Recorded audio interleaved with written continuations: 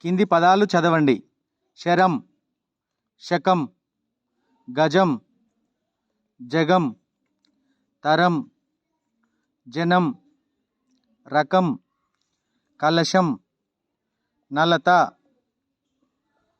రంగం, శంకరం, నరకం, తగరం, ఉంగరం, గగనం, గంగా, నరం, గతం, శనగ, ఆగటం, శకటం, శతకం, కరం, రంగ, నకనక, నగరం, శకలం, గజగజ, గబగబ, గలగల, గరగర, టకటక, లబలబ, జరజర, కటకట, బలగం.